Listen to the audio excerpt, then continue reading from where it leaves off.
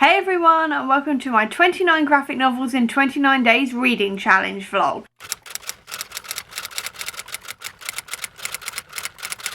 If you saw my February TBR video, you know that I have been doing a 29 graphic novels in 29 days reading challenge, and when I asked on Instagram if you would like me to do daily updates on Instagram or a whole reading vlog, you chose reading vlog, so that is what I am doing. I've already covered the first 10 days of this challenge in my Cynical Fantasy Reader Tries Romance Books reading vlog, which I'll leave a link to up above if you want to check that out, because I read a lot of romance comic books within that time frame, so you can see that there. And this one is going to be more about like the sci-fi, fantasy and also Marvel comics that I'm reading. I do not have a specific TBR at the moment. I've got a few things in mind, but generally I'm just going with the flow, what I fancy, this kind of thing. So let's start talking about some graphic novels and get reading them. I've decided to start with Alligator Loki just because that is a comic that I've already been reading, or specifically I was reading it when Loki was airing, and I really enjoyed this comic. It is literally all about Alligator Loki, the variant of Loki we see in the TV show, but this time he's like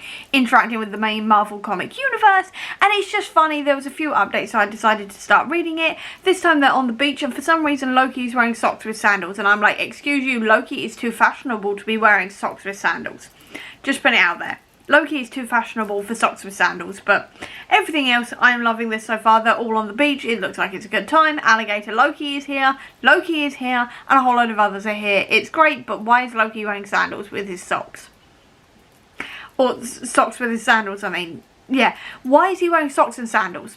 That's what I want to know. Why is he wearing those? So the beach one was really fun. We are now onto a Halloween one, and I love the fact that Loki is dressed essentially as the Hulk, and the fact that they are like making their own little pumpkins and things. I really love this. It's basically implying that Loki lives with Alligator Loki, or him and Alligator Loki hang out quite often, and I just think that's really cute. I love the fact that Alligator Loki and Throg are both actually dressed as each other for Halloween. I think that's brilliant. I also love Alligator Loki's like little Mjolnir. I think that's brilliant. This is really cute. I'm really like happy with this. I think it's adorable. So in this one, Alligator Loki is jealous of Mjolnir, and he wants his own Mjolnir, so he's tried to steal Throg's and has swallowed it, and now he can't get up.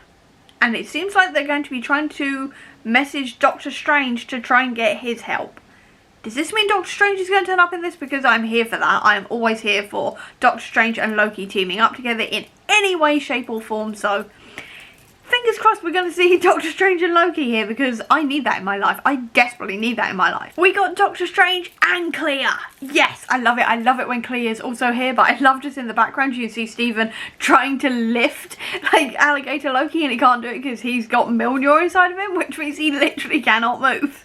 Because obviously he's not worthy, so Mjolnir has just made him stuck to the floor, and now like Stephen's trying to lift him.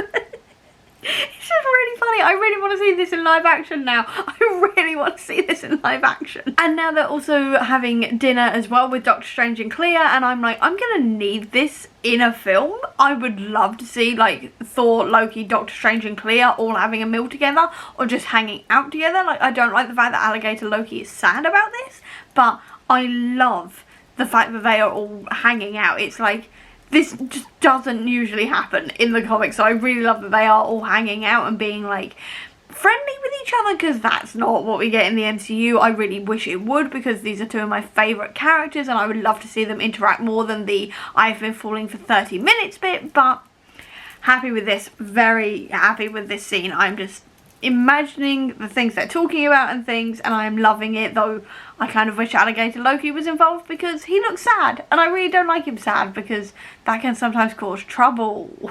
Like I said, he's gone and stolen Clokey. So yeah, chaos. I'm gonna need this to be a series of shorts, like the I Am Groot shorts. I desperately need this as a group of shorts, because I think it would be absolutely brilliant. Marvel need to get on adapting this, because I love it so much, and I would love to see it in like live action form or in animated form. I don't care which one it is, I just need it immediately. And then also he wants to go into space, so he's gone and called Carol, and Carol's gone and got him.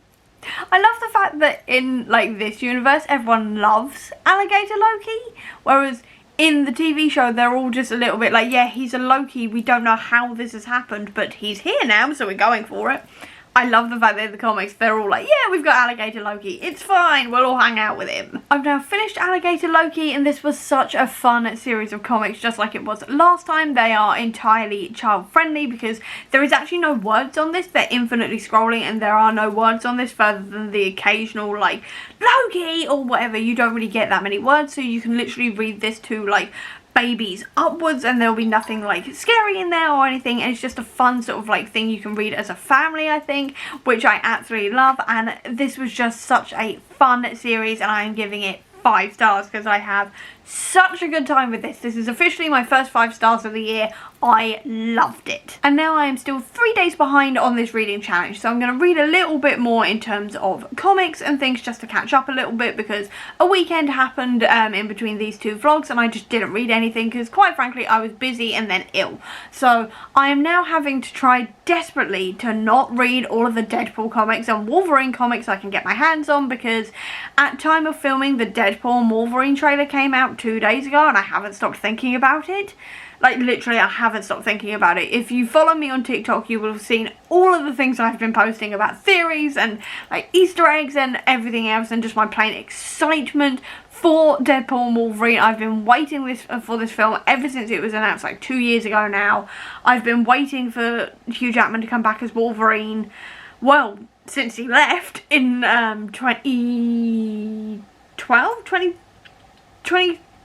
2013, 2014, around that time anyway, when Logan came out. I've been waiting for him to come back ever since. I feel very, very passionately about the X-Men. If you know me, you know me. I am a massive X-Men nerd.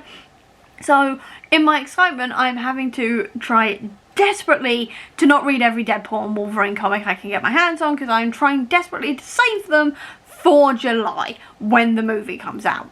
In saying that, I have started one Deadpool comic. It's an Infinity comic where he's teaming up with Sue Storm to try and protect a hard drive which is filled with patents made by Mr. Fantastic and then also Tony Stark, and they've fallen into the wrong hands. They are being auctioned off to the highest bidder, and the Spot, who is the villain from Across the Spider-Verse, if you've seen that movie, you should definitely all go see that movie, has come in to try and take them away, and now Deadpool and Sue are having to team up to try and stop him. And what I love about this panel specifically is seeing exactly how the Spot fights, and essentially it is using a whole ton of portals, confusing everybody, and I really like how this is done. I really like seeing how like the Spot deals with these types of things and uses his powers to his advantage. You don't see it as much at the moment in Across the Spider-Verse. I'm hoping we see it more in Beyond the Spider-Verse, but I really like how this is portraying how the Spot essentially fights. I really like this panel. We're now moving on a little bit. They've gone to a bar to try and find like some other villains to see if they know where the Spot's gone,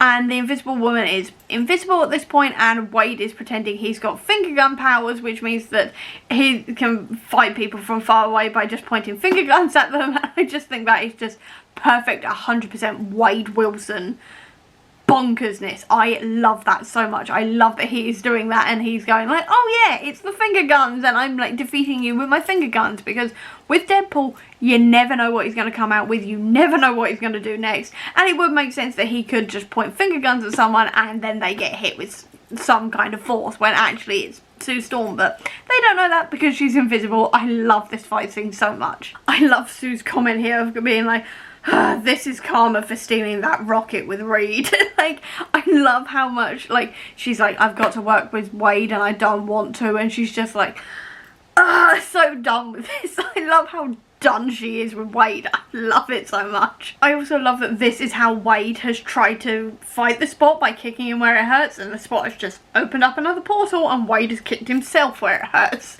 He's just like, I got them both.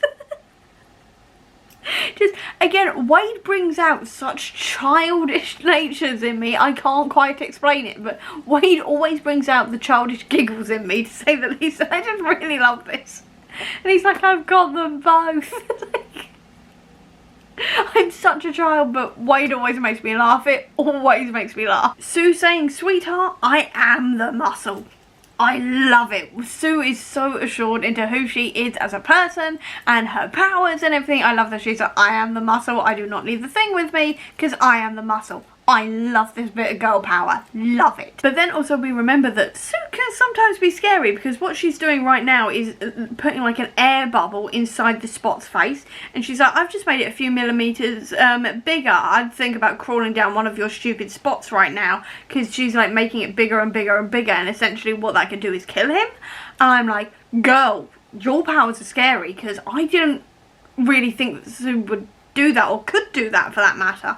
I've always thought of her powers being like invisibility, and then also obviously like the shields and things like this, but to be able to use that so minutely and with so much detail is kind of scary in a way. I love it, but in another genre, Sue would make a brilliant villain. She would make a fantastic villain, to say the least. And then finally we have this ending panel where Sue is saying that obviously Wade is her partner at the moment, or like he is her partner in like crime fighting for this adventure and things, and I just love that they had this friendship sort of grow throughout this adventure. I love that at the start of this she was just like, oh, I don't want to be here, and like this is not good, this is karma, all the rest of it, but now she quite likes Wade, and I love that Wade can just win over anybody throughout an adventure. He does it all the time. He can't do it with Wolverine admittedly, but he does it with most people, and I just really love that about Wade, and I really enjoyed this comic in general. I really like the plot twists of this one. I like the artwork of it, the camaraderie and the banter was absolutely on point.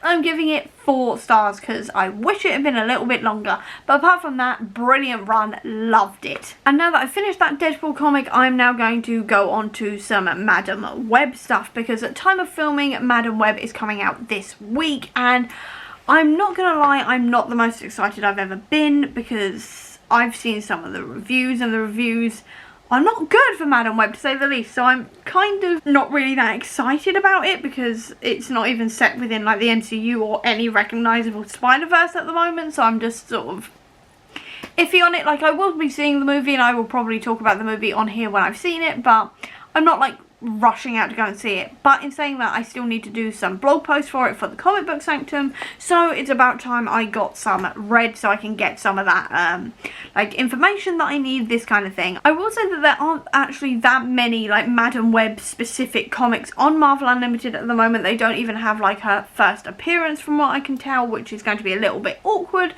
but they do have a couple of the other characters featured in the film on Marvel Unlimited, so I'm probably going to go for those ones first, and then just see what I can come out with and what I can find online about these characters for my blog posts. So yeah, I'm going to start with some Spider-Verse stuff and hope it's going to be a bit of fun. I think it will be. I do quite like reading Spider-Verse stuff, but we shall see. Seeing as I am still 2 days behind, I've started reading Amazing Fantasy, which is technically 3 graphic novels long, so I can then be a day ahead, which is always useful in a challenge like this. And the reason why I've started reading this one is because this one is Anya's origin story, and I need that for research purposes for the Comic Book Sanctum, because Madam Web is coming out this week. So I've started on this one and it's alright so far. This is the art style which isn't really working for me, but we are currently working on an origin story in the sense that Anya is a high schooler who's got a very strong sense of like morals and things, but she's also someone who really doesn't back down in a fight or any circumstances whatsoever, to be honest. And she ended up nearly getting into a fight in a park, and then she got stabbed by a bunch of bad guys, and then she made a promise to a dude who essentially healed her, and now she's got weird webbing powers that she's discovered when she woke up, but she hasn't really sort of explored them anymore or anything else, and it's something to do with like initiates and things like this. So at the moment I'm only 2 issues in, and this is very much at the moment just alright. I'm not like thoroughly enjoying it or anything else. It's not like the last 2 comics I read, but it's not like DNF material at the moment. I will say that there is a reference in this specific issue to Al-Qaeda and bombs and terrorism, which was very 2005 to say the least, and this was written in 2005, so please be warned about that with the like prejudice and discrimination that like comment comes from. So that wasn't as good, but overall this is reasonably intriguing so far, and I'm going to carry on reading it. But I just wanted to give a quick sort of overview of what I think so far, and then also give that warning as well, because obviously I do think that's important when it comes to like talking about older comics and problematic language, things like this. It's always important to point it out, so that's what I did. But anyway, back to it. I'm up to issue 6 now, and this is still just alright, I guess you could say. Though I will say I do like this suiting up bit, because obviously we get references to the Fantastic Four here, as well as Trinity, which I quite like because I did grow up loving The Matrix, so I really like that. There's also Sailor Moon there, which I admittedly have never seen. Wonder Woman, and I do like that Rana is pointing out here that she is only 15 and this costume is not appropriate. I like the Magneto one, the Spider-Man one, and then the Kill Bill reference as well. All of that was really fun, really interesting, but overall this is still just alright. I'm still not totally enjoying this that much. This is mostly about like a company that is finding like wasps, which are like the bad guys, but we don't really get an idea as to why they are bad guys or anything else, and it's just kind of alright at the moment. I'm not really getting that much information as to what Arana is meant to be doing here, or why she's here, or why she's the chosen one, what makes her the chosen one, why they need a chosen one, or anything else. So this is just generally alright. It's not really blowing my mind. I am going to continue it because obviously I need it for the research, but it's just alright at the moment. Turns out Amazing Fantasy volumes 2 and 3 follow completely different characters, so I've now only just read the first one because that's the one that's dealing with Arana, and it was alright. Essentially, it was an alright origin story, but it didn't really give me anything as to what WebCorp is, why she's the chosen one, why she's trusting these people immediately, despite the fact that she'd never even heard of this corporation before, and quite frankly, they're screaming shady at me. I don't know if that's just me, but it just wasn't for me. It wasn't for me. I didn't really care about it the whole way through. I liked the reference to various other heroes and villains like Magneto and Trinity, things like that in the suiting up section. But to be honest, that was it. So I'm going to move on to something else now. Maybe not another Spider-Verse thing or Madam Web thing, I think I should say. I think I'm going to read something else because I just want to read something else at the moment. I'll just take one Madam Web thing a day, I think. So I'm going to move on to something else. Not sure what yet, but I'm going to find something else because that just did not work for me whatsoever. I've now just started on Wakanda from 2022, and this is a series of one-shots about different people from Wakanda. It's set around the same sort of time as the Ta-Nehisi Coates like intergalactic empire of Wakanda, but it was it's set around that sort of time when T'Challa was like exiled and things, which is quite interesting. I will say that I have read that series, but it's been like 2 years, so I'm a little bit dodgy on details right now, but I'm still finding this really interesting. The first issue is all about Shuri and how she's protecting Wakanda while T'Challa is not around at the moment, and she is actually fighting Rhino, who sneaks into Wakanda dressed as a rhino, which is a little bit cheesy, a little bit far-fetched, but I still enjoyed this one. I really enjoyed the art style. I also really liked seeing how Shuri interacts with Queen Ramonda, things like this. And then at the end of the story, it then switched to the history of Wakanda, where Shuri and Queen Ramonda are telling young children the story of Wakanda and like the Black Panther and things. And I really like that it switched art style at this point, and then also just learning more about how Wakanda came to be and how the first Black Panther like got his powers, this kind of thing. I'm finding all of that really interesting, and I think it's going to continue throughout the rest of this series. It's only 5 issues long.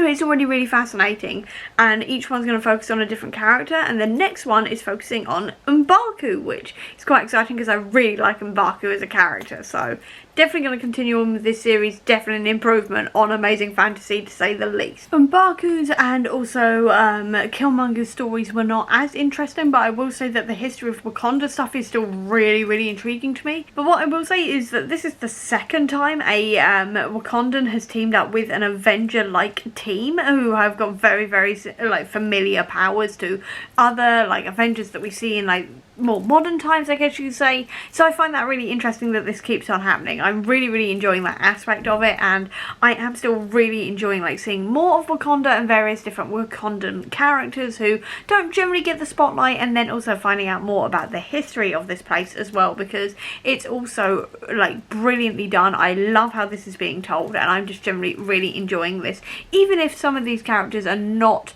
as interesting as others in terms of the stories that are put in here, it's still very fun. I'm going to need a whole comic based around Tosin and also Kime, because they were very interesting characters, because they are from a tribe that rejects Wakanda's technological advancements, and instead they use vibranium in different ways, where you've got people who are the sisters who use magic that is seen as like black magic and dark magic, and then you also have the protectors who use vibranium by planting it into their skin and changing their like biochemistry kind of thing and using it that way. And these two were really interesting because both of them are like in that sort of Romeo and Juliet star-crossed lovers type thing, while also being absolutely badass trying to protect Wakanda. And at this point they are specifically fighting Abomination, which is really cool. And it was just a really fun, really interesting dynamic. I would love to see more of these two in a different comic, like together, working together and things like this. I think it'd be such an interesting, different take on Wakanda, and I would love to see it. Wakanda Run now finished, and I really enjoyed this one. I wouldn't say it's a good one to start with if you have never read any Black Panther stuff before. I'd say definitely try like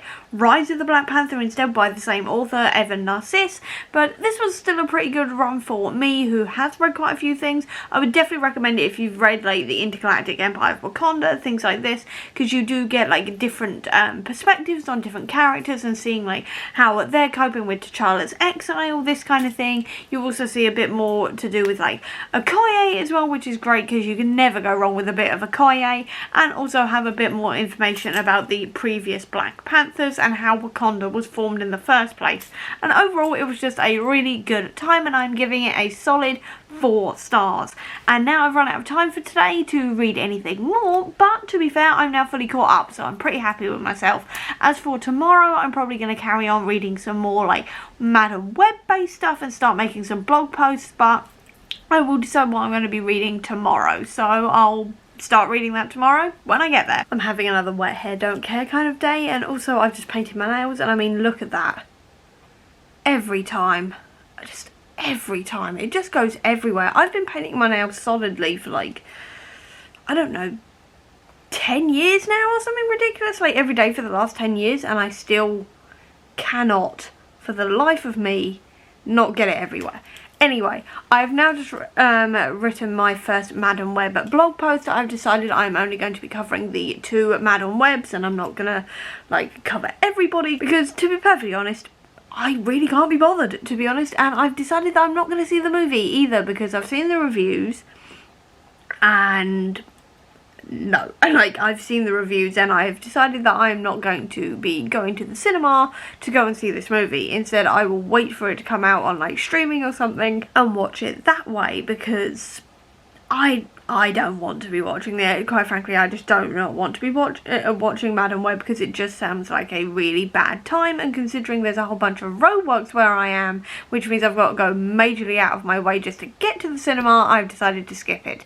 Anyway, I've now decided that I'm going to go on to reading Golden Rage by Chrissy Williams, which sounds quite interesting, and I just kind of wanted something a little bit sort of ridiculous at the moment, so this is what I'm going for, because this one is all about a world where old people are taken to an island and they are expected to fight to the death, and it just sounds bonkers. It just sounds bonkers, and that is what I'm in the mood for, so let's see what this is all about. So far I am 2 issues into this, and this is quite interesting so far. It seems to me that it's an island filled with older women, specifically postmenopausal women, and they've all been chucked onto this island regardless of anything else, because they are like seen as like expendable essentially, and like not useful anymore, so they're all just chucked onto this island and they're meant to survive.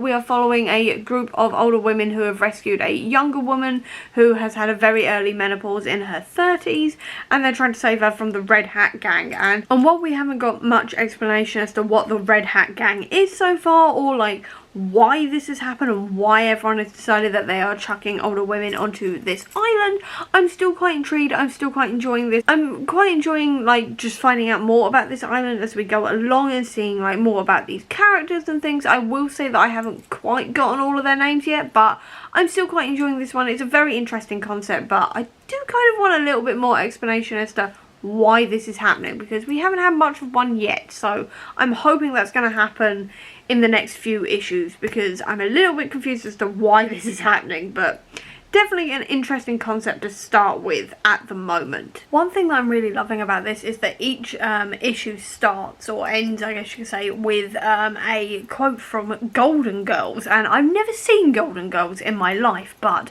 I really like that there's actually like these quotes throughout here from the different Golden Girls, because obviously they were such like famous cultural touch points in terms of like seeing older women on TV and things like this, and not being like that stereotypical roles that usually older women were in. So I really like that this is actually a part of it, because it just feels right in this, because this is talking a lot about like how older women are disposable and things like this. I find this really interesting, but I just wanted to point out specifically these quotes from Golden Girl. I've just finished this one and I'd categorise it as being just sort of alright, I guess you could say. I did enjoy the concept of it and the idea that you've got a bunch of older women who have been deemed useless fighting back against this kind of idea, but at the same time it didn't really sort of go into that battle whatsoever, and I think it should have really touched on like the patriarchy of this, because older men are not being like cast aside or anything else. So I would have liked to have have a bit more discussion around the sort of sexism around that, and then also like some more like characterization for these characters, and then also them actually fighting back, because we see them like preparing to fight back, but then we don't see it. I don't know if there's going to be a second volume of this, but I think I would have liked just that little bit more from this, because it felt kind of lacking in a few places. I will say that I did enjoy like the concept of this and the idea that these women are having to fight to survive, this kind of thing, but I don't think it went quite as far as it could have done and things like this, and I think it could have like really pushed it a bit further.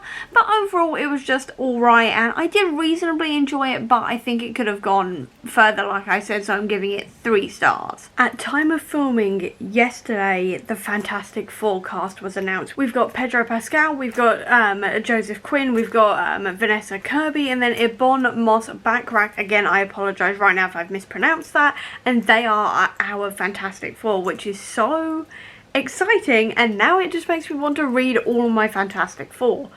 And I do have a bit of Fantastic Four, but it ties into Empire, and I'm right at the Empire tie-in bit now, and I'm like, I don't have time to read the entirety of Empire. Even though I really want to, I don't have time for that. So I think I'm going to have to leave that for a little while. I think I'm going to read some Miles Morales, because I do have the Saladin Ahmed Miles Morales series that I started years ago. I've bought up to volume 8 and I haven't read past volume 4 yet, so I think that's what I'm going to do. I think I'm going to read Miles, because Miles is calling to me right now, but Fantastic Four, but also X-Men, but then also all of the other things I also want to read. I have so many comics, I don't know what to do with myself. I mean, I'm acting like this is the only time I can read comics. I read comics whenever I want, but I think I'm going to go for Miles. And then I'm also going to read some X-Men next week, but I think for now I'm going to go for Miles. Yeah, I'm going to go for Miles. I'm just going to read some Miles, because I said it. Miles is calling to me, I'm reading some Miles. So this is all still tying into the Project Cradle and Kamala's Law and things like this, which is trying to like prevent teenage superheroes, and it's also tying into everything that happened with Null and everything else, and it has ended up with Miles riding a dragon across New York so he can go to Miss Marvel, because Miss Marvel needs help. How cool is that? How cool is watching Miles Morales ride a dragon? I mean, come on, how cool is that? He also made a quip as well, because this dragon was like infected by a symbiote, so it was being a little bit sort of erratic and trying to like destroy a building and stuff, and he was like, oh, you're angry because you keep on ending up on that list of shows with the worst ever ending. And I'm like, that is a brilliant reference. I love that reference, because obviously that is to like Game of Thrones and things, and I just love it when it kind of like when these comics kind of blend reality in with like the comic book universe, so they have very similar cultural touch points and things. I always love it when that happens. I gotta say, I do love it when we see heroes get taken over by villainous characters, because you then see just how scary their powers can be on the flip side, and seeing Kamala like this is quite terrifying, to be honest, because Kamala is such a sweet character and she's such a good character. To see that flipped even briefly is quite terrifying. Miles also got injured in this fight, and then in the next issue he's absolutely fine because it was covered in like Champions instead. And in a lot of ways I kind of wish that when this happened and the storyline jumps over to another another series, I wish that they would then share share issues where like that storyline is like covered in both. I guess you could say, I'm trying to say that if Miles was injured in Miles Morales and then he's fixed in Champions, that issue should also be in a Miles Morales comic, so you don't have to buy both. Just my own personal sort of thing there. I just wish that would happen. But then also on another note, I'm really like happy to see like Miles and Kamala having this minute to just play and just be teenagers and using their powers to play basketball.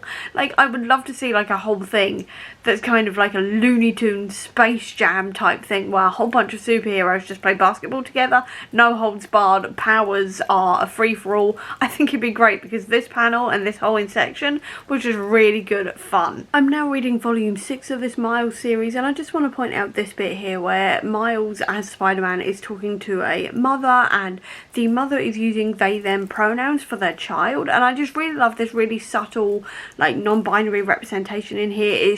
It's not pointed out or anything else, it's just there, and this is exactly how representation should be. I really love that this is in here. It's just so subtle but so brilliantly woven in. I love it. Also what I love is Miles helped this kid get into a like fashion scholarship essentially, like as Spider-Man, which is epic. I love that Miles doesn't just like focus on like the big villains, he also tries to help out the little guy, which is so like quintessential to Spider-Man, which I love. And then this kid Kenneth has gone and made Miles a new suit, and I think it looks so cool. I really love this suit. This suit looks really epic. One thing I will say about trying to read comics online is sometimes panels like this happens where you try and double click on it and all it does is it breaks the zoom, which means I then have to try and put this so close to my face in an attempt to read it because I can't read that. That's too small. Why can't we zoom in any further? Why? I've now read volumes 5 and 6 of Miles Morales, and I'm now reading volume 7, which means I've only actually got one left after this, and then I've completed the series, which is great. That means one of my goals is getting done for the year, or at least I'm making progress in it in terms of obviously finishing more series. But anyway, I just wanted to quickly mention this bit here. This is like a little short one-shot within the comic where we are following Shift, who is one of Miles's clones, and I really like this one as it's like dealing with like Shift, who is currently living in like the sewers and stuff, but he's come out to the park and he's helped this food vendor when he was dealing with like racism and things, and now this guy's like feeding him in thank you and things. And I just really like this. I love the fact that even though Shift has been raised basically in a lab and he's been treated really terribly, he's still very much Miles. He's still very much a Spider-Man in that sense, protecting the neighborhood and things. I really love that this is just in here. I found this really fun. And now I've finished the entire Saladin Ahmed Miles Morales run, and this was quite fun. I had a pretty good time at reading all of these different comics. I really enjoyed seeing Miles like teaming up with various clones and having his own clone saga. I really enjoyed seeing his family dynamics and all of this kind of thing. In this last 2 volumes there was a bit of a multiverse storyline as well, which involved them meeting King from Exiles, which was really cool because I really liked his character when I was reading Exiles. They also met people like Spider-Ham and things like this, but I will say that I do wish that the final volume had maybe been like a full sort of Miles event, I guess you could say, because there was a lot going on in terms of him having to fight one of his clones and like multiverse stuff and like alternate realities where like his clone is running things but he's really evil. So I wish that there had been like maybe another volume just to fully explore all of that, because it did feel like things wrapped up really quickly and they were kind of rushed. A lot of like fight scenes and stuff were completely skimmed over in the last couple of issues to like really wrap everything up. But overall I had a really good time with this. I really liked Miles as a character and exploring more, like I said, his life, his relationships with his family, his friends, all of this kind of thing, and I'm giving it on average 4 stars. As for what I'm going to read next, I don't actually know. I'm kind of tempted by the Fantastic Four, but that means reading the entirety of Empire. I'm kind of tempted by the X-Men, but at the same time I also have the Colour of Magic and the Light Fantastic graphic novels. I've also got the latest James Tynion, like World Tree, and I've got a few other others as well, so I may read something like that, I don't know, but I'm going to see what I feel like tomorrow, I think. I've decided to go with Little Rocket, and this is sort of like a fun little set of adventures, very much like Alligator Loki and things, and I just really like that we can actually see Lila as well as a walrus here who kind of reminds me of Teeths. I don't know if that's just because he's obviously like a walrus or whatever. Obviously the turtle is not actually in Guardians 3, but I do like that it's kind of referencing that in a very much less horrifying way than Guardians 3.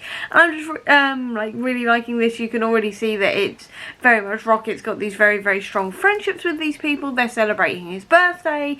He's had to rescue his cake from bad guys, this kind of thing. But it's another one very much like It's Jeff and also Alligator Loki, in the sense that there is very, very little, if any, like text on here or anything, so it's very, very child friendly. So if you're looking for more child friendly things to read on Marvel Unlimited, definitely give this one a go, because so far really enjoying this, and it is very much like It's Jeff and Alligator Loki and things like that if you are looking for that kind of sort of vibe with your comic. I've now just finished the entirety of the Little Rocket stuff, and I won't say this is as good as It's Jeff or Alligator Loki, but it's still a pretty fun time. It reminds me a little bit of like Looney Tunes and things like this, with like the adventures everyone gets up to, this kind of thing, but it's just alright, I'd say, and I'm giving it 3 stars. As for what I'm going to read next, I think I'm going to go for the Gwenpool Love Unlimited comic, because I meant to read that last time in the last vlog and just ran out of time for it, so I'm going to be reading it now because I absolutely adore Gwenpool,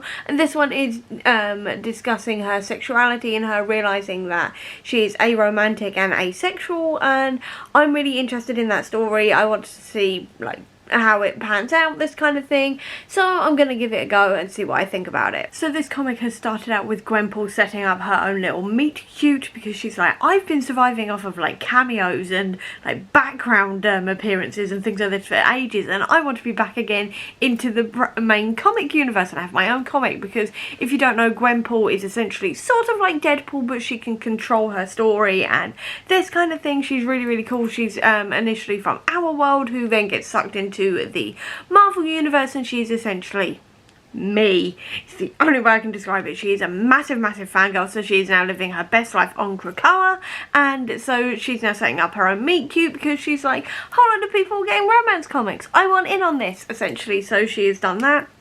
And then she's now fallen into like the panels where she's gone exploring, and she's realised that she's in one of the Infinity comics, which is what this is. It's essentially an infinitely scrolling comic, so there's no page turns or anything, you just keep on scrolling like vertically, which is quite fun. And she's just gotten to like a whole load of internet like comments and things, and she's just like, oh no, the comments, the threads is like you and she's taken the mick out of the like comments that people make, sort of like the stop making girl versions of cool dude heroes and things like this, which is very, very funny. It reminds me a lot of like She-Hulk when she was doing that as well. And there's a whole load of other like really funny bits in here, like she's going, oh, I'm in the internet, I wonder if I'll come across any of my fanfic and things like this. I really, really enjoy that. I really just enjoy Gwen as a character. I find her incredibly relatable, and I'm just loving all of these panels right now. So Gwen's tried dating a couple of boys, and it hasn't really worked out. She also tried at one point creating like a love triangle as well, because that usually keeps people like relevant, because obviously there's people like Scott, Logan and Jean, who are very much sort of like love triangle, though I think they're now in a polyamorous relationship, if I remember rightly. Either way, they've kind of sorted themselves out. But for years they were very much a love triangle, so she's just tried that, but instead of it going down at the toxic male masculinity thing, the two boys in questions, Elixir and Wither, went, no, your friendship is too important to me, like with each other, and didn't fight each other or anything. They decided to, that they were like gonna stick together, which is like a really cool way to sort of sort out a love triangle, I guess you could say. And so Gwen has gone, wait a minute, I've always said that I was bi, so I'm gonna try dating a girl, and so she has gone for Jules of the Power Pack, who were a child set of superheroes, but they've all grown up now. And Gwen used to read those comics when she was a kid, when she was in Our World reading comics. So she's now dating Jules, and it seems to be going really well, but Gwen's gone, and I am into her. I mean, how could I not be? She's literally everything I wanted. Okay, it's not the same as it was on that day, but we can get back there in the sense that she's talking about the day they met, there were butterflies and things like this, and now she's like, I'm not really feeling them, but we can totally get back there. And it's really interesting to see how she's like, yeah, this is really great, I'm really enjoying this, but I'm not getting those butterflies and I'm not getting those feelings and things. And obviously we know that like in hindsight that she is going to realise she is aromantic and asexual, but I'm really enjoying like the path there to sort of get to that moment. Admittedly, she is doing problematic things like trying to pit two boys against each other to try and keep herself relevant and things like this, which is obviously not okay, but I am enjoying this sort of exploration of Gwen's like romantic feelings and things like this. I'm finding this all really interesting. Now the two of them are getting down to, shall we say, more intimate moments, and Gwen's like, yeah, I'm a badass, I can totally do this and all the rest of it, and then she's gone, no, wait a minute, no, I can't. And she started getting really like insecure and things, and she said, I'm totally failing whatever I'm supposed to feel right now. I don't, and I never have. Maybe I'm not going to, maybe I am a freak. And I really love this because there's so many times as someone who is asexual, I'm not aromantic, but someone who is asexual, you just get those feelings all of the time. And I just, like, before you properly realise like your identity and things like this, and you're dealing with like internalized aphobia and things like this, I really love this panel. I really love it, and I think it's absolutely brilliant. I'm so glad it was like put in here. Obviously I haven't read like the rest of the explanation yet, or like the realisation I should say, but I'm really glad that this panel was in here because I think it's a very relatable one for anyone who's on the aromantic and asexual spectrum. I think that's a really important panel to have. This is touching on so many like parts of realising you're asexual and aromantic and things, because Jules has just said to Gwen, after Gwen has admitted that she's never really sort of liked kissing or anything else, and she's like, well, you were being fulfilled and that was good enough for me, this kind of thing. And it's just so like hard hitting in so many ways. And Jules has just said, do you think you may be asexual? And now Gwen is like really down on herself and things like this, because Gwen is very much in the sort of internalized aphobia sort of feelings, I guess you could say, at the moment. So she's calling herself like a monster and things, which is again so relatable for someone with low self-esteem, and then like realizing that you aren't like everybody else and things. But I really love that Jules is going, no, you are not a monster, you are a person with her own complex inner life. And I really enjoy that Jules is going, no, you are not a monster, you are not like weird or anything else. Jules is there for her entirely and is completely and utterly understanding of this. Is really helping Gwen through this. I love this so much. This comic has gone through so many different aspects of asexuality and saying like, just because you are asexual, there's loads of different ways to be asexual. You may be completely sex repulsed, you may be sex positive, you may like having sex but you may not, all of this kind of thing. You may be aromantic, so you don't want to have romantic relationships. You may be demisexual, you may be grey ace or arrow ace or anything else. And I absolutely love that they've had all of these conversations. They've also included the ace and arrow pride flags as well in here, in like the backgrounds and things like this. And Gwen has realised that she is arrow ace, and I love that she's now meeting Rory, who is grey asexual. And I love that they're talking about how it is to be asexual and aromantic, and being like, why do people like do these weird things that don't make sense to us as asexuals and aromantics and stuff like this? I'm loving this so much. I've never felt more seen in terms of like a comic. And I thought I already like related to Gwen in her level of fangirl, but this asexual storyline as well is incredible, and this exploration of her asexuality is so relatable to me. I am not a romantic, but I am asexual, so I'm loving all of this, and I'm loving that explanation, and I'm loving how relatable this is. This is absolutely brilliant. I am loving this, and I love that this isn't just sticking to like the umbrella terms, asexual, aromantic, and then not covering anything else. Even if it is brief, it's still giving readers who may be relating to this a whole load more like terminology and things that they can look up themselves and see if it fits them and their feelings and things like this, which I absolutely love. It's giving like very short explanations for things, but I'm still loving that they put them in in there instead of just using that umbrella term, like I said, because that can be really, really, like, not helpful if you don't entirely relate to it. So I'm just loving this. I'm loving this so much. I'm rambling, but I'm loving this. And now I've just finished it, and I have got to say, this is one of my favourite comics possibly ever, to be honest, because it was so relatable. I loved Gwen as like a character. She's slowly like working through this. I loved seeing like her adventures again and seeing her break the fourth wall and like all of her different like nerdy references and things.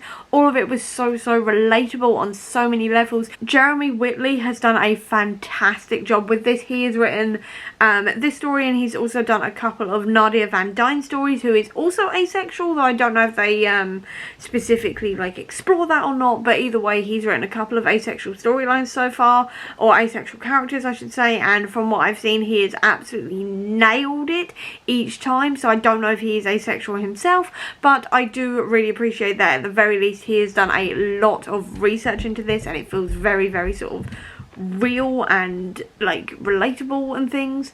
I love this so much. 5 stars, brilliant, absolutely brilliant. Possibly my favourite comic of the month. Almost certainly my favourite comic of the month.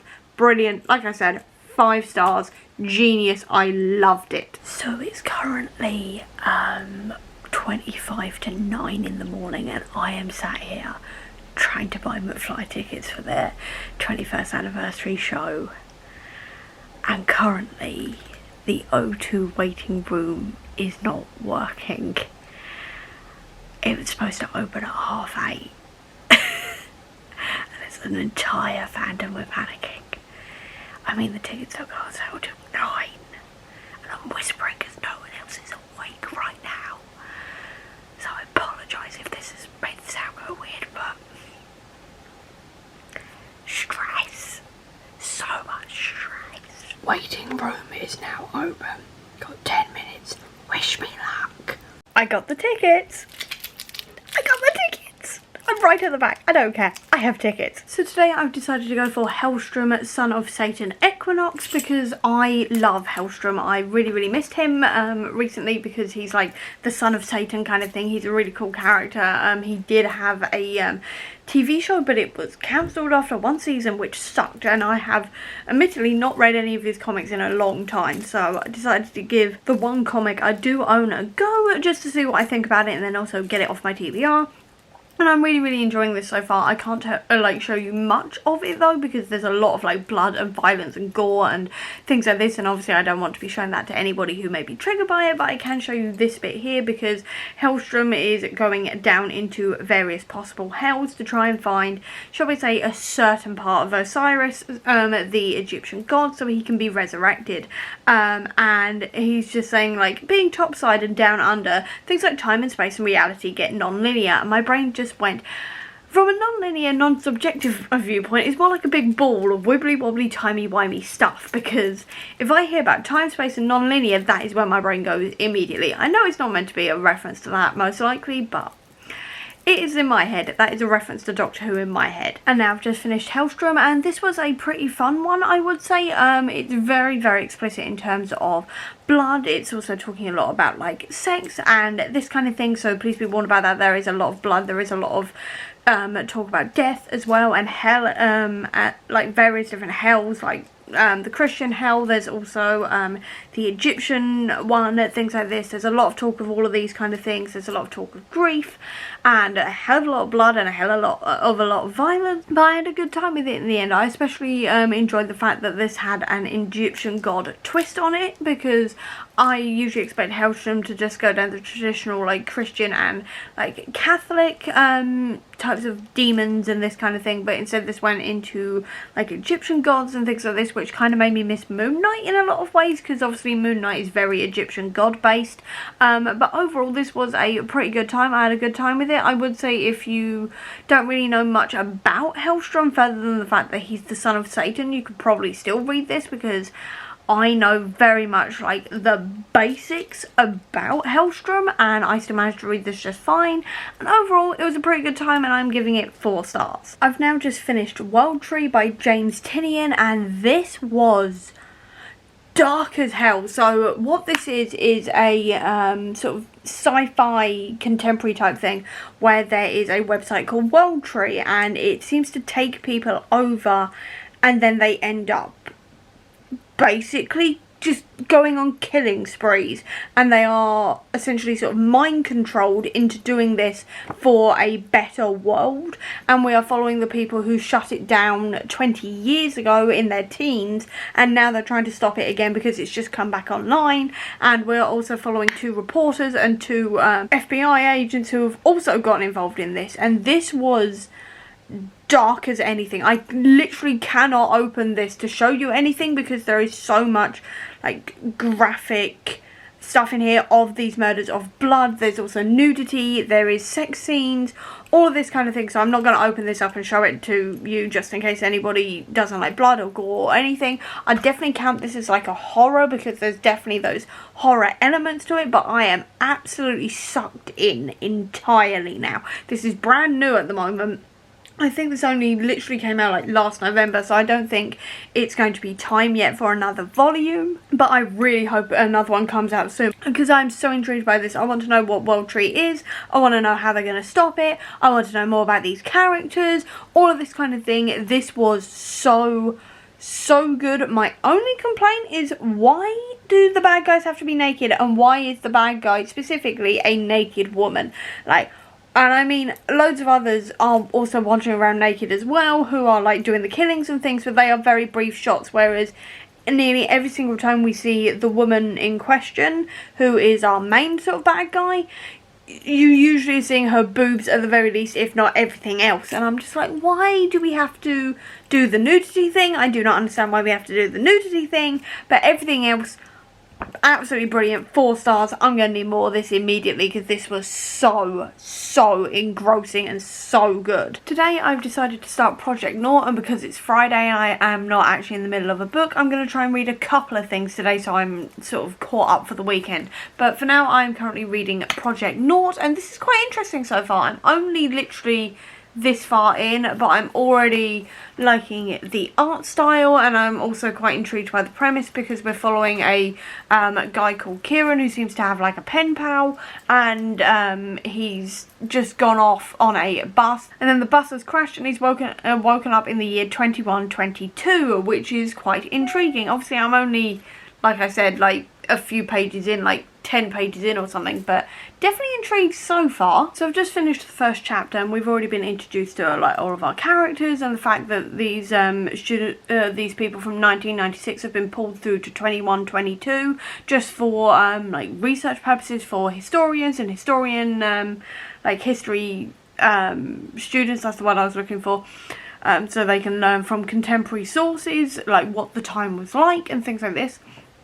And I'm just thinking, it's all feeling slightly unethical in my mind. I don't know if I'm just thinking about this with like a too like moral science brain, and like my experience in studying psychology and things, where you've got to have explicit permission to do any sort of experiment on someone, and they've got to know what's going on, this kind of thing, and or at the very least, like, you've got to get this permission and things, and they've got to have informed consent. And they're not giving informed consent to these people who've been brought through time. They're literally just like, oh yeah, we'll just bring you forward in time and you'll stay here for 5 months and then we're going to wipe out your memory and send you back again. And it's like, these people didn't ask for this. They're being chucked into a world like 200 years in the future. Well, 130 years in the future. I can't math. Anyway, like over 100 years in the future, everything has changed for them, and then you're just going to send them back again. And it's like, I understand that they're wiping their memory, but that thing still happened and they didn't ask for this. And I'm just a little bit like, is this ethical? I don't feel like this is ethical. Like, I'm enjoying this. And I'm also enjoying how this is also briefly touched as well, I should mention, on gender identity, because we have a non-binary character in here. And there's been a quick discussion about pronouns, things like this, which is great. But it's also like, is this ethical? Like, I'm enjoying this, don't get me wrong, but I am sat here going, is this ethical? I don't think this is ethical. I just found two different two of the same bookmark in the book in two separate places. This is both of these are for The Space Between Here and Now by Sarah Suck, and these must have been put in by the booksellers at Yowk when I bought this. So thought I'd point that out because that's quite fun. But we've just had a bit of wibbly wobbly timey wimey in here with like doubles, and like there are things going wrong with this program and things. So while we're not talking about the ethical nature of this, we are still talking about the fact that there's something isn't quite right with this, and there are things going wrong. So I'm quite intrigued by that. I'm also quite liking Mars and Ren's developing relationship, along with Phoebe's and Jaya's as well. I'm finding their relationships quite interesting to see them slowly grow together, and how there is so much like queer representation in here as well, because there's quite a few different queer bits of queer rap as well, which is great. But I am finding this quite interesting now. I'm seeing like more of like how things are maybe not going right and the things the company is covering up, things like this, which I'm finding very, very interesting. But at the same time, I am sat here going, is any of this ethical? And that is the thing that's slightly not bugging me, but it's the thing that's on my mind the most at the moment, because I'm like, this doesn't seem ethical still. It doesn't feel like an ethical experiment, because these people are then, like, these subjects are just hounded with questions about their lives and all the rest of it. And then it's like, I understand that if they know things of the future, they're still going to forget them because of the memory wipes and stuff. I'm still sat here going, they didn't ask for this, and you've just dragged them into things without their permission and things, and I'm just stuck on the ethical nature of this. I really need to like not be focusing on that, because there's other things going on, but that is where my brain is at the moment. And then I sped through the rest of this. This was really fun in the end. I really liked the sci-fi nature of it and the plot twists and things like this. I'm still sort of like, obviously the whole thing was unethical because of what was actually happening to these people. I won't go into it in case of spoilers or anything, but obviously the whole thing was very, very unethical and very, very illegal and things like this. So I'm kind of like okay now with what happened and like the unethical nature of it, because it was never meant to be ethical. But I do think things kind of wrapped up a little bit quickly and were solved a little bit too easily. But overall, I still had a good time with this. This was a pretty light, fun read. It felt a little bit like a palate cleanser in a few ways. And it was just fun in the end, and I'm going to give it 4 stars. I enjoyed the artwork, I enjoyed the characters, and generally it was a good time. I've just started reading Alice Ever After, and this is a sort of retelling sort of sequel to Alice in Wonderland, which is all about Alice when she's all grown up.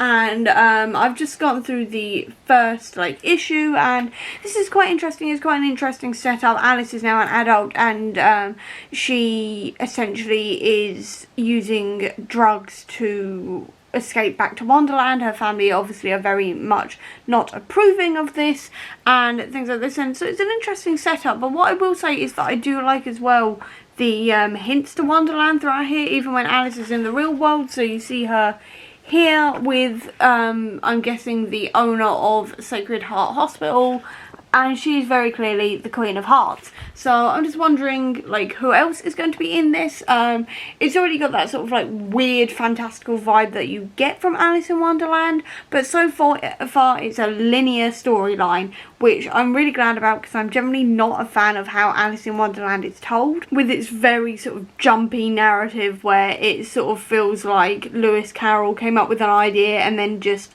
splattered it on a page essentially and just carried on. I'm not a fan of the original Alice in Wonderland, but so far this is working for me, so I'm going to carry on and see what I think about the rest of it. But definitely a good start. On the top of some of the pages as well, I don't know if you can see that, but there are sort of like little cat doodles as well, because this is actually sort of narrated by Alice's 2 cats, but you can sort of see them here, and they appear not on every single page but just on a few of them. So I thought I'd point that out because they look really cool, and it's a nice little thing that I didn't notice until I was, well, quite a few pages in, and then went, wait a minute, there's little doodles at the top there. So that was quite a fun sort of little thing in there to see, because there's also ones here and things like this. I'll point out if there's any other ones that are out here. I'm trying not to skip ahead too far, but yeah, there's more up there. Yeah, it looks like they're dotted about throughout this, so that's pretty cool. I've now just finished this and I'm not entirely sure how I feel about it. I think this is just a one-off and it's not an actual like full series or anything, because it ended quite sort of like, it kind of ended pretty finally, I guess you could say. There was it kind of wrapped itself up quite well, but at the same time this was obviously all about Alice and her going to a like Victorian sanatorium kind of thing, and she's surrounded by a lot of people who act a lot like the people from Wonderland. So you've got like two of the orderlies who are very Tweedledee and Tweedledum. The woman who runs the sanatorium is the Queen of Hearts. You've got like the Mad Hatters running around and a couple of others who look very similar or act very similarly to the characters of Wonderland, but it doesn't really go into those themes as much as I thought it would. I wanted a lot more of like Alice questioning her reality, what was going on, blurring the lines between Wonderland and the real world and things like this. So in the end, I'm not sure what I think about this one. I think I'm only going to give it 3 stars because it was fine, but it definitely wasn't my favourite. It wasn't as creepy as I wanted it to be, and it was just generally fine, I guess you could say. It was just fine. We're now on to Monday, which means we are into the final week of this challenge. I've now got 4 days to try and read 5 graphic novels, and I'm going to be starting with this one here, which is the Discworld graphic novels, The Colour of Magic and The Light Fantastic. Now, I'm going to count this as one graphic novel because it's in one, like, huge, like, well, not even that big, but it's in one book, so I'm going to count this as one at the moment, and then I don't know what I'm going to read next, but I'm going to start with this one because it's downstairs and I haven't read it yet. I really want to read a Discworld, so that is what I'm going to be doing. I'm going to start with this one. The inside looks like this, and if you do not know what The Colour of Magic and The Light Fantastic are, they are books within the Discworld. They started out as novels, or more like novellas, and it's been converted into a graphic novel, and we're following Rincewind, who is a rather useless wizard, as he takes the first tourist called Two Flower around Ankh-Morpork, which is the city he lives in within the Discworld, and it is very much a sort of lawless place, I guess you could say, and he's trying to keep this guy alive, all of this kind of thing, and it's just really, really fun, really funny, and I cannot wait to give this one a go and see what I think of it in graphic novel form. So I'm gonna start reading it, and if I have anything specific that I want to tell you about as I'm reading this, obviously I will update you. So I have read the original book, and I've also watched the adaptation, and I'm literally seeing the adaptation in my head, even though it's been years since I actually watched it, as I'm reading this. But one of my favourite characters has just turned up, and that is Death. I absolutely adore Death in these books. He's so much fun. I'm so glad to like see him here. I will say that on the like topic of characters, I will say that the artwork is not reflecting how I see these characters. I don't know if I'm just seeing them like I do with the actors who play them in the adaptations or anything, but that is not what Rincewind and Two Flower look like in my mind. I don't know. Like, I'm still enjoying this, but I will say that the artwork is kind of screwing with me, because I'm like, that is not how I see these characters. So that's quite interesting, but I am going to say right now it is a pretty good adaptation of the book. It's following the storyline quite well. I think it's cut out a few bits, but I can't be sure on that because it's been a very long time since I read the book, but it's still quite enjoyable. And now Death has shown up, which is just my favourite thing in the world. And what I will say as well quickly is that I do like how Death's speech bubbles look different to everybody else's. They're a little bit sort of wavy around the side, and the lines are like the letters are a little bit thicker and a little bit bolder, which is quite interesting because in the books his speech is done entirely in capital letters. So I do like that they've sort of differentiated his speech bubbles to everybody else's, and that's a really cool thing. I'm really glad that sort of put in then that has been translated into this comic format as well. I will say as well, I did like this section here, which is all about done manifesting, which is where the disc gods themselves live, which is on top of this giant green like tower of ice. And I really like, here we go, it's really difficult to do. I'm used to being able to just screenshot and put the thing here. Anyway, so I really like how we're seeing all of the gods here and things. I really like how they're sort of playing this dice game, and I'm really liking all of their design and everything. I think this is really cool. Question: was the nudity really needed for a woman? Like, why was this outfit chosen? What was the point? Genuinely, was this necessary? Genuinely, was this at all necessary? Okay, so it turns out the men are also dressed like this, so a little bit less sexist. Okay then, I can deal with that because the men are also dressed like that, so I'll take it.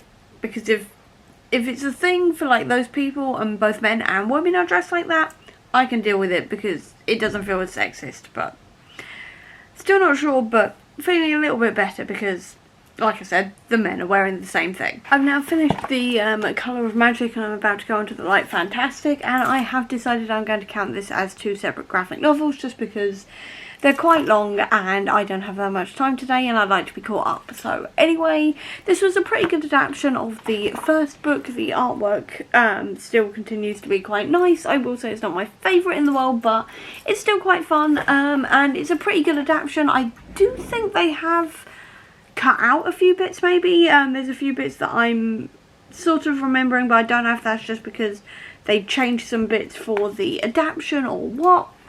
But it did feel like they've cut out a few bits in a few places just to like move things along a little bit, but it's still pretty fun, and I've given the first one 3 stars. I've now just started the Light Fantastic, and we've got this beautiful like obviously this illustration, but then we've also got a really nice explanation as to how dawn rises on the disc. So it says the sun rose slowly as if it wasn't sure it was worth the effort. Another disc day dawned, but very gradually, and this is why. When light encounters a strong magical field, it slows right down. And on the disc world, the magic was embarrassingly strong. The light of dawn was like golden syrup. It was a sight to be seen on no other world. Of course, no other world was carried through the starry infinite perched on the back of a giant turtle. His name, or her name, according to another school of thought, was the Great Artuin. As large as worlds, as old as time, as patient as a brick, and it was in fact having a great time. Great Artuin is the only creature in the entire universe that knows exactly where it's going. And I love how that is described. It's so beautifully Pratchett. Even though this was like one of his first ever books, The Colour of Magic was his first ever Discworld book, you can just see perfectly how the Discworld like evolved from here and things. I really love that. We're also now at the famous bit with the Octavo, and it is starting to essentially wake up, and the Wizards of the Unseen University are going through all the different floors of the Unseen University trying to find where it's going. And we've just had this very brief reference to the librarian being turned into an orangutan, and they're like, that ape looks very much like the head librarian. And it's like, yeah, because it is. Because famously, the Library of the Unseen University is being run by an orangutan because, well, he got turned into an orangutan thanks to the Octavo. And I just really like that. There's this just very small reference. I do wish that it had been a bit bigger, just because that is such a famous part of the Discworld. But at the same time, there's a lot to be getting on with. But I do wish that maybe been a little bit longer. I say this all the time, but I genuinely adore whenever death turns up in a Discworld book, and this one specifically, the Wizards have called him like, what the hell is going on here? He's told them, and he was like, I was at a party, what do you want, kind of thing. And then he's told them, obviously, like I said, and now they've gone, oh, I hope it was a good party, when he's on the way back, and he goes, at the moment it is. I think it might go downhill very quickly at midnight. And they've gone, why? And he's gone, that's when they think I'll be taking my mask off. And I just love that. I just love like death and how he says things, and he's like, oh yeah, that's when they think I'm going to be taking my mask off, and it's actually going to be revealed that they were partying with actual death. And I just love him. I just love him so much. Like, I adore him. He is my favourite out of everyone on the disc. he is my favourite. And now I've just finished The Light Fantastic, and I'd say this was a pretty fun time. I did enjoy the storyline and things, but I do think it cut out a fair few bits from the original book, which meant that things kind of skipped forward a little bit too quickly for me personally. But I did enjoy the artwork. The general Terry Pratchett-ness was still definitely there, and it was a good time, as it always is with a Terry Pratchett story, so I'm giving it 3 stars. It's day 27 and I couldn't be bothered to dry my hair. Instead, I just wanted to get on and carry on reading some stuff.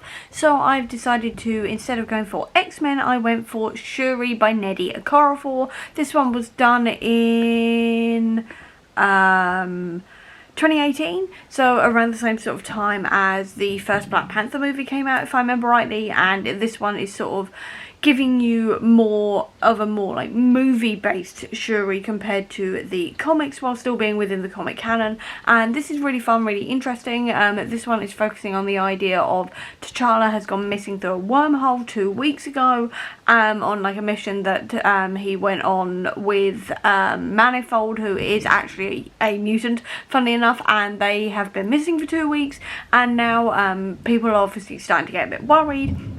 But they don't want to worry the main population of Wakanda or anything, so they're kind of keeping T'Challa's like status as missing a secret, this kind of thing. But they're also trying to find him, obviously, but they also want a protector for Wakanda back again. So what they're thinking is possibly making Shuri the Black Panther again, but Shuri does not want that, because the last time that happened and she was the Black Panther, she died, and obviously she doesn't want that to happen again. So instead she's trying to focus on finding T'Challa, and now her mother's gone missing as well. So this is all really interesting, really fun. I am really enjoying this one. I will say as well that I really appreciated the fact that the first page of this is just a very, very quick start guide as to where Shuri has been in the comics recently, in terms of her having new powers, this kind of thing, which is great for new readers. I always appreciate when there is a very, very quick start guide as to what's been happening recently with these characters, this kind of thing. I find that very, very interesting, very, very useful, so very glad about that. And then also I really like that this is focusing as well on Shuri's inventions, like this one. I should also mention that Storm's in this one as well, because obviously her and T'Challa were married for a while and they do still care about each other. So now that he's gone missing and Storm knows about it, she's like, I want to help find him, this kind of thing. So she's teaming up with Shuri. But I do really like that we are exploring a few of Shuri's inventions and things. We've already seen wings that can help her fly. We've also seen new spy gear, and now we've also got this car that folds up. And I'm just generally really enjoying A, the art style, and B, the fact that we are actually focusing as well on a lot of Shuri's inventions and the things that she's creating, things like this, because that is such a huge part of who Shuri is. She is an inventor, she is a scientist, this kind of thing. So I'm really enjoying that we are seeing a lot of what Shuri is inventing throughout this run so far. Shuri has now been sent into space via astral projection, and she has just gone completely past T'Challa and Manifold ship, and she has landed inside of Groot's head. So now she's talking to Groot within Groot, and also trying to talk to Rocket at the same time, but every time she's trying to talk through Groot and use Groot's voice, obviously what is coming out is I am Shuri instead of I am Groot, and luckily Rocket can understand that, but she is also talking to Groot at the same time, which is such an interesting thing. We've never, as far as I know, or at least I've never read anything from inside Groot's head where you can actually understand what he's saying and what he's actually coming out with. You just have to infer it from what everybody else is saying back to him. So this is really interesting, but I'm also like, why are we with Groot and Rocket, and why are they fighting a giant, essentially, space grasshopper? All I'm saying is comics are weird. Comics are very weird, but I love them, but they can sometimes be very weird. I'm now reading the second volume in this Shuri run, and it turns out this one is not written by Nnedi Okorafor. This one is actually being written by Vita Ayla, which I absolutely love because I love Vita Ayla's work. And this one, the first issue is actually like a couple of months later, I think, and Shuri is still trying to track down this giant space cricket thing. Essentially it's a giant space cricket, and it's opening black holes, things like this, and she's trying to find where it is while also trying to find T'Challa. And the black hole finder essentially has taken her to Brooklyn, where she has met Miles. And I'm just like, I love this because I love like seeing the two of them like work together essentially. In this shot specifically, they are speaking to their mothers because they've both phoned them at the exact same time, and so that's quite fun, and they're both having a very similar conversation about they've got to patrol, this kind of thing. But I really liked how these two immediately teamed up together. This is the first time the two of them have ever met as far as I know.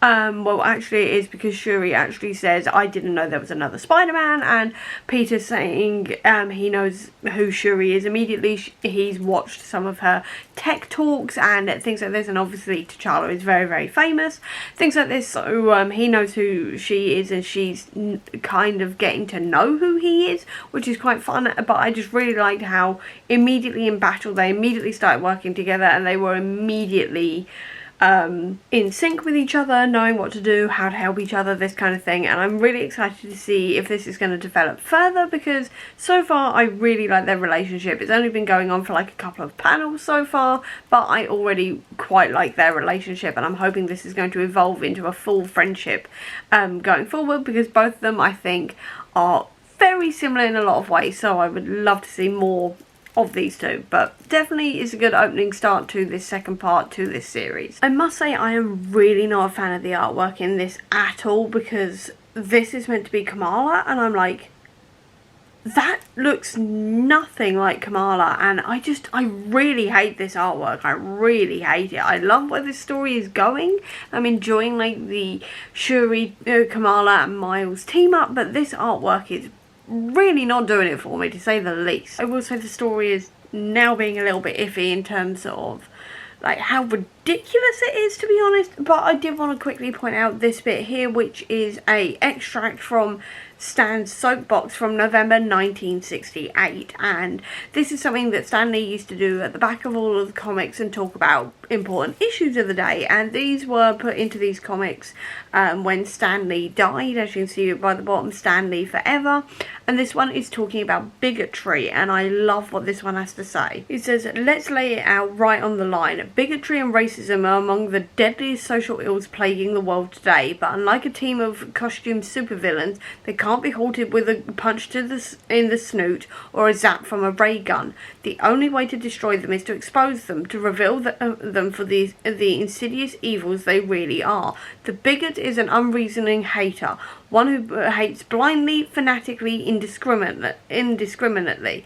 If his hang-ups is black men, he hates all black men. If a redhead once offended him, he hates all redheads. If some foreigner beats him to a job, he's down on all foreigners. He hates people he's never seen, people he's never known, with equal intensity and with equal venom. Now, we're not trying to say it's unreasonable for a human to bug another, but although anyone has the right to dislike another individual, it's totally irrational, patently insane to condemn an entire race, to despise an entire nation, to vilify an entire religion. Sooner or later, we must learn to judge each other on our own merits. Sooner or later, if a man is ever to be worthy of his destiny, we must fill our hearts with tolerance. For then and only then will we be truly worthy of the concept that man was created in the image of God, a God who calls all of us, all his children. And I absolutely love that, because, I mean, this was written in 1968. I mean, nothing has changed, to be honest, but I'm so glad that there were these bits being put into comics and stuff from 1968, so nearly 60 years ago now, actually, nearly 60 years ago now. I'm so glad that these messages were being put into comics then, and while nothing has really changed, I'm still glad that there were these comments even then, even if it was controversial back then and this kind of thing. I'm still very glad that they were put in there. I'm still so glad that Stan was writing these types of things, and then also that they are now being repeated and being highlighted in more modern comics. I know it was just for a tribute to Stan Lee, but I'm still so glad they were being repeated now and this kind of thing, and I kind of wish we had these kind of things back again now, because these are such important messages and I really wish we'd sort of see them more within like the back of comics and things like this. But I did just want to point this out because this is such an important message, and I think it's really important to point out that these were being said by Marvel Comics back in 1968. And now I have just finished the Shuri run, and this was just alright. It was not my favourite in the world. I much prefer the Ta-Nehisi Coates collection. That I find that a lot more interesting than this one and a lot less cheesy.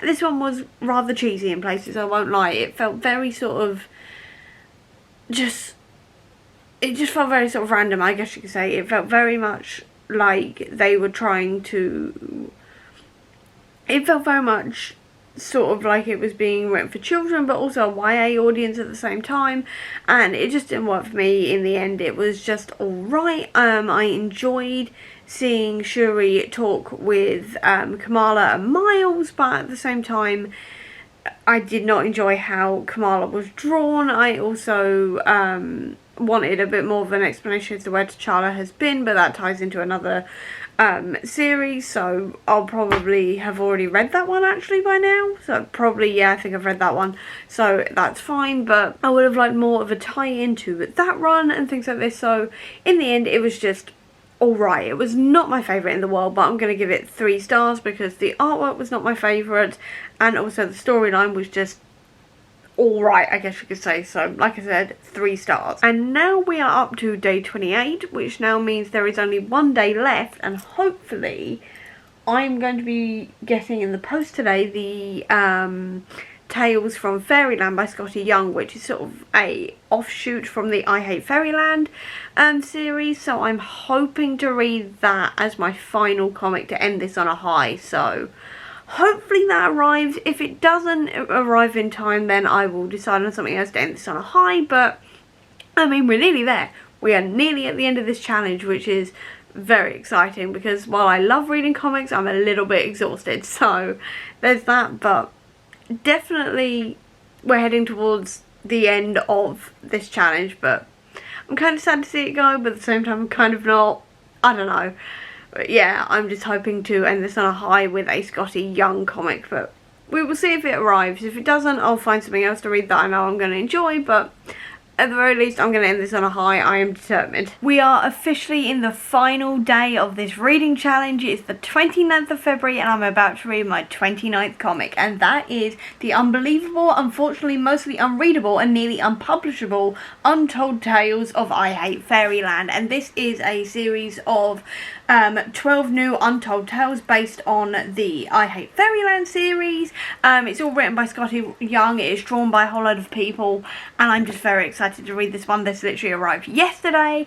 I have no idea what's in here further than I Hate Fairyland chaos, like always, and I think this is going to be a good one to finish on.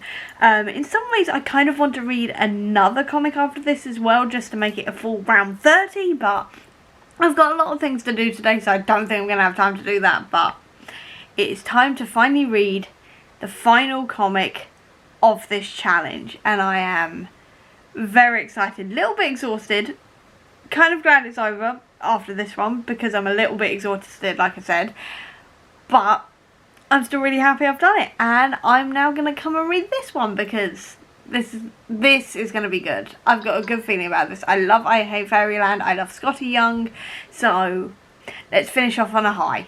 Come on, we can do it. Finishing off on a high. As always with this series, I absolutely love how they do swear words because obviously it is Fairyland, and Fairyland you don't generally swear in, but it says open the mother fluffing door, and like I love how every single time somebody's going to swear, that's what they kind of say, or on the back it says muffin fluffer, and I absolutely love how they do swear words in this. I know I always say that, but I genuinely do. And also I quite like the artwork in this one. Each one of these short stories is drawn by a different person, and also written by a different person as well. Actually, this is not actually done by Skottie Young. He just sort of oversaw it because he didn't have time to properly dedicate to writing all of this, which is fair enough. The man's very, very busy. He does a lot of different artwork for a lot of different comics, things like this, and also he was probably writing Strange Academy at the time, a few other bits, but I do love how the artwork still feels very sort of colourful, and it still feels very Fairyland to me, which I really enjoy, because I was a little bit worried because Fairyland and I Hate Fairyland has this very sort of distinctive style and things like this, but this is definitely living up to that so far. Sometimes the artwork is a little bit not my favourite, but I mean, you're going to get that with different artists, but so far I do like this panel, and quite a few of the other panels as well. It definitely feels in keeping with everything to do with Fairyland. So we now have a Mad Max one, and I'm going to try and show you without showing you anything too sort of violent or anything. But first of all, that's Skottie Young himself. And is that Deadpool? That looks like Deadpool. I think that's supposed to be Deadpool, which is kind of cool as a crossover. And that is these Untold Tales of Fairyland finished. I wish I could have shown you more in here, but a lot of this is very bloody, very violent and things like this, and I don't really want to be showing that in case that triggers anybody, obviously. But I absolutely love this. I love seeing all these different takes on Gert. I love seeing these little short stories of her time within Fairyland. I especially loved the Mad Max one, if not just for that little Deadpool cameo thing, because I literally have a shirt and a purse with that on somewhere. I definitely have that like image of Deadpool by Skottie Young actually on a t-shirt. I definitely have that, and I have a purse with it on as well actually, so that just sort of connected with me quite well. So I was just like, oh, there's that. So I definitely like that one. I really liked the running joke throughout here of people looking at other people funny and things like this. I really enjoyed the sort of origins of Fairyland, seeing more of Gert with her friend, things like this. This was just really good fun. I will say that some panels were a little bit confusing, things like this, but overall I had a fantastic time, and I'm giving it 4 stars. And that now marks the end of the 29 graphic novels in 29 days reading challenge by Graphicsathon. I am so happy to have gone through all of these. I had such a good time reading all of these once again. There were some ups, there were some downs, like reading Strangers in Paradise was just definitely not my favourite, along with that Shuri run, and then also Golden Rage. But I also had some really great highs, like the I Hate Fairyland one I just read, along with Gwenpool from the Love Unlimited run, as well as Alligator Loki and World Tree. I loved all of those ones. I also completed the Miles Morales by Saladin Ahmed run as well, which is